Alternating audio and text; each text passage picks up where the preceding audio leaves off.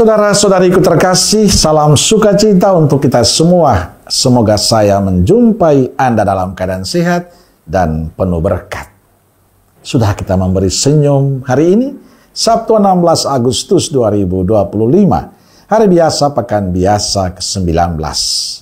Kita awali permenungan kita dengan tanda kemenangan Kristus dalam nama Bapa dan Putra dan Roh Kudus. Amin. Permenungan kita diambil dari Injil Matius bab 19 ayat 13 sampai 15.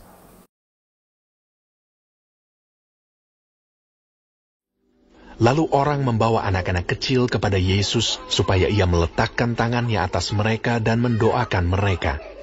Akan tetapi murid-muridnya memarahi orang-orang itu.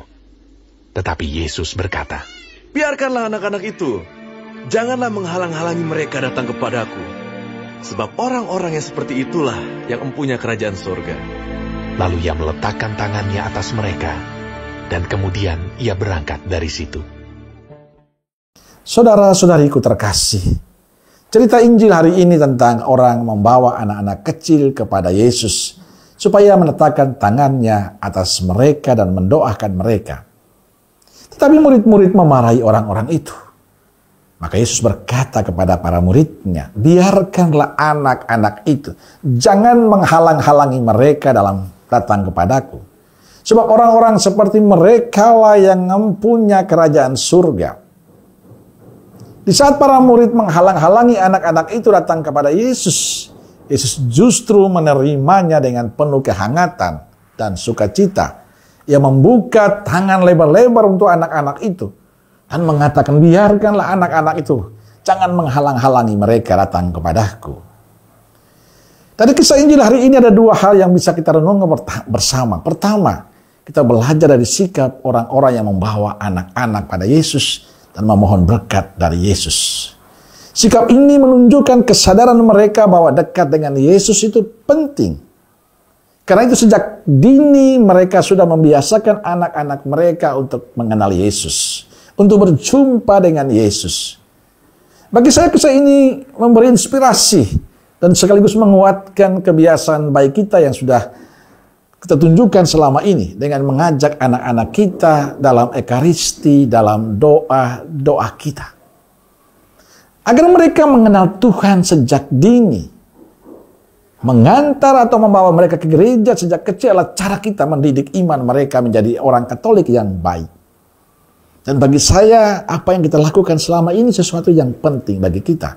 Tapi sekaligus memberi semangat bagi kita terus-menerus untuk senantiasa membawa anak-anak kita, senantiasa memperkenalkan Yesus sejak dini kepada anak-anak kita, supaya mereka bertumbuh dalam iman kepada Kristus. Sayangnya tidak sedikit juga di zaman ini orang-orang tua yang kurang menyadari akan tanggung jawab mendidik anak-anak secara Katolik.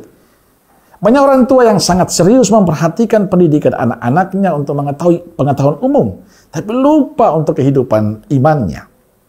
Maka apa yang dikatakan Injil hari ini hendaknya menggugah hati kita untuk sejak dini memberikan pendampingan iman kepada anak-anak kita supaya mereka bertumbuh sebagai murid-murid Kristus yang luar biasa. Kedua, Yesus terbuka pada siapapun, termasuk anak-anak. Maka ia mengatakan, "Biarkanlah anak-anak itu datang kepadaku, jangan menghalangi mereka." Yesus menunjukkan bahwa dia mencintai mereka, dia menerimanya dengan sukacita, memberkati mereka, membuka tangan bagi siapapun, termasuk anak-anak itu.